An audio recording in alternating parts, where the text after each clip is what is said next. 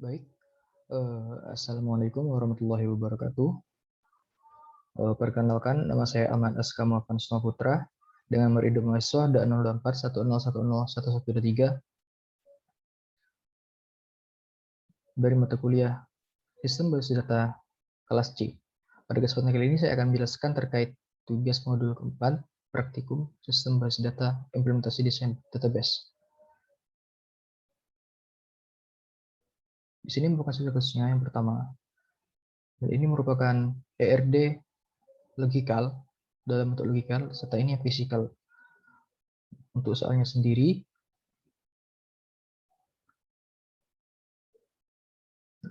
baik, di sini tugas yang pertama yaitu implementasikan ERD laboratorium secara lengkap. Baik, kita langsung masuk saja ke dalam PG-admin. Pertama, kita buat database terlebih dahulu. Create database, misalkan DB laboratorium.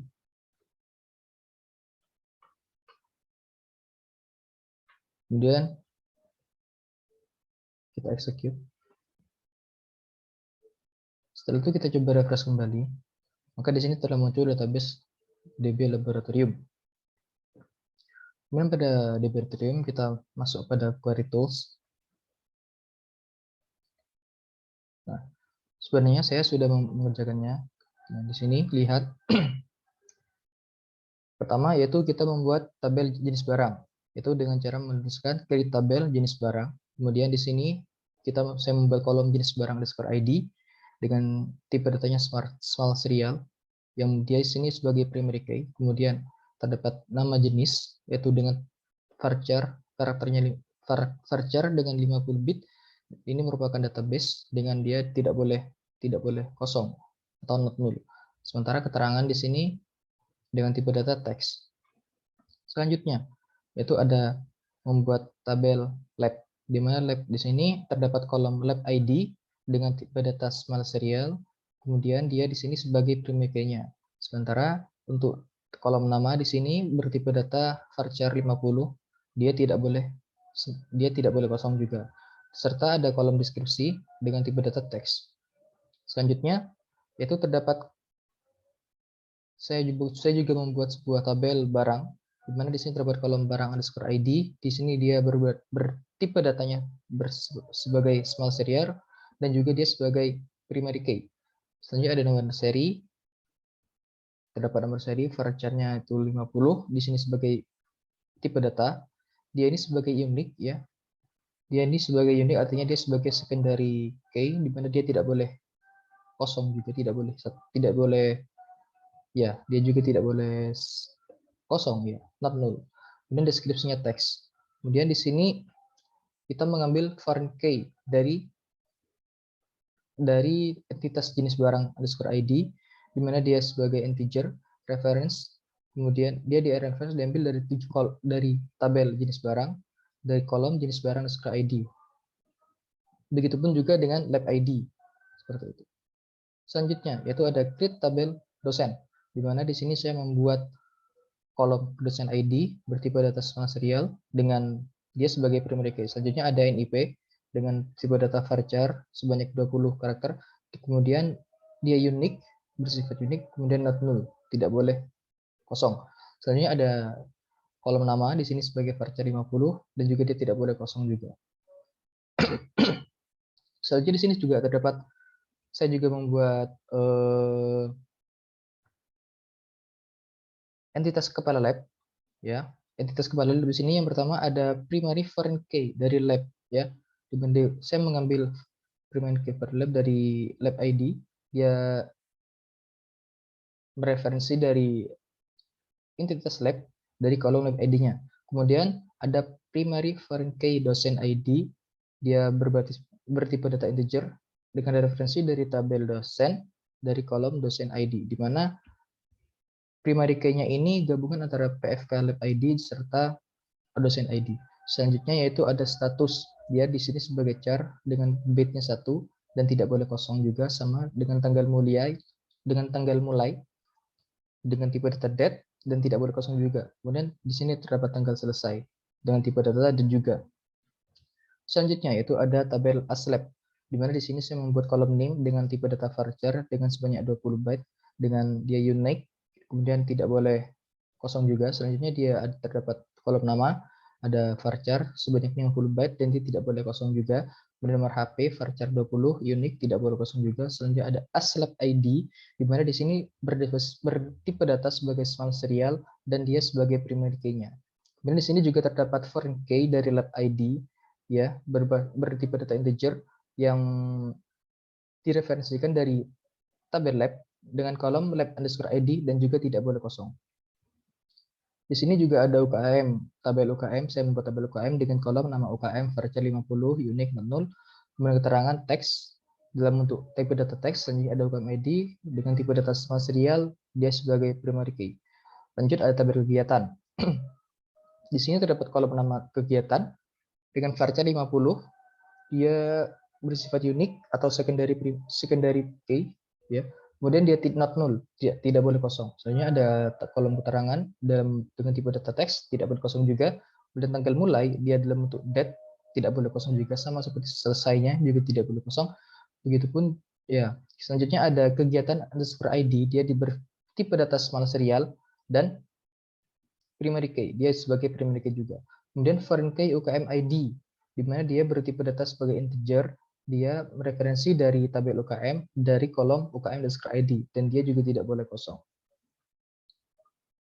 Di sini saya juga membuat sebuah tabel peminjaman, di mana di sini terdapat kolom tanggal pengajuan, di ini bertipe data date, serta tidak boleh kosong. Juga terdapat tanggal persetujuan serta tanggal keluar barang yang bertipe data date juga. Di sini juga terdapat peminjaman ID, kolom peminjaman ID yang bertipe data serial. Di sini dia sebagai primary key-nya. Selanjutnya, di sini kami mengambil foreign key dari ID kegiatan. Kita tulis sebagai foreign fk underscore kegiatan underscore ID. Dia bertipe data integer. Dia mereferensi dari tabel kegiatan dari kolom kegiatan underscore ID. Dia tidak boleh kosong juga. Sama dengan ASLab ID, dia mereferensi dari tabel ASLab dari kolom ASLab underscore ID dengan tidak boleh kosong juga. Ada terdapat tabel pengembalian, terdapat kolom tanggal pengembalian dengan tipe data date dan tidak boleh kosong, pengembalian ID, serta foreign key dari ASLab ID. Nah, ini merupakan yang terakhir, di mana dia create tabel. Kita membuat juga yang terakhir itu terdapat tabel item peminjaman, di mana di sini terdapat kolom kondisi barang saat keluar yang berjenis tipe data teks dan tidak boleh kosong. Kemudian tipe kondisi barang saat kembali, dia teks dan boleh kosong, karena bisa jadi barang tersebut masih belum dikembalikan. Kemudian selanjutnya ada nomor seri dengan tipe datanya small serial dengan dia sebagai primary key. Selanjutnya terdapat primary foreign key peminjaman underscore ID, membuat kolom ini dengan tipe data integer yang mereferensikan dari tip tabel peminjaman dari kolom peminjaman underscore ID. Begitupun juga dengan foreign key dari barang ID serta FK pengembalian. Nah, seperti itu.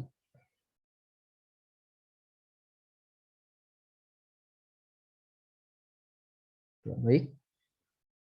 Selanjutnya kita coba execute.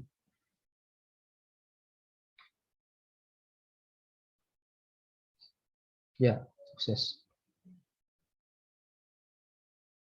Itu jawaban dari soal pertama. Yang kedua yaitu untuk tabel isikan minimal 3 baris data. Baik.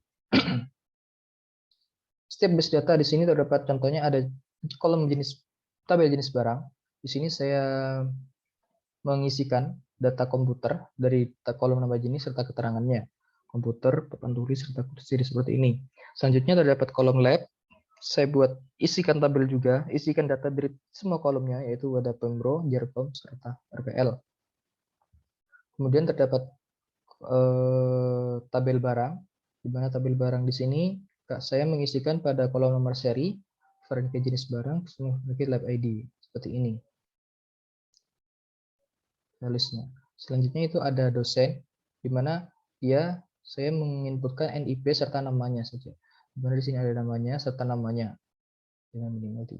Selanjutnya terdapat saya juga menambahkan data pada kolom pada tabel kepala underscore lab, di mana di sini saya mengisikan kolom pfk underscore lab underscore id, kemudian pfk dosen underscore id, kemudian status serta tanggal mulai. Ini merupakan kepala lab. Selanjutnya terdapat aslab.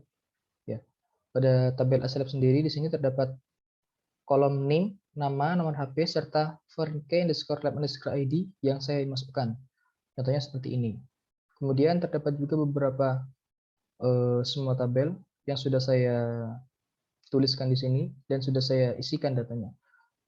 Baik, sekarang kita langsung execute saja.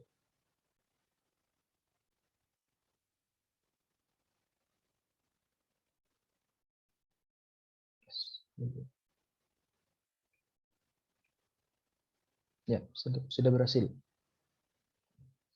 Misalkan kita hendak melihat tabel barang, maka kita bisa pilih seperti ini. Select from barang. Nah, di sini sudah muncul. Seperti itu. Misalkan kita melihat dari kolom jenis barang.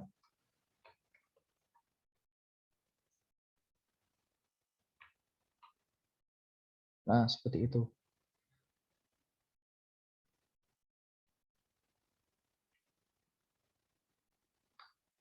Setelah semua tabel sudah saya isikan data. Selanjutnya pada soal yang ketiga, pada tabel persimpangan data pinjaman untuk primary key gunakan bar relationship, di mana foreign key dari tabel pinjaman dan barang dikombinasikan dan dijadikan primary key. Ya, sebenarnya contohnya itu di mana seperti yang terdapat pada tabel kepala lab. Di sini, mohon maaf, terdapat pada tabel item pengembalian.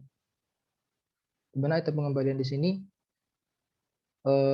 FK barang disuruh ID di sini kita, dan juga FK pengembalian ID di sini kita jadikan sebagai primary key. Mungkin baik, mungkin itu saja yang bisa saya sampaikan. Kurang lebihnya mohon maaf. Wassalamualaikum warahmatullahi wabarakatuh.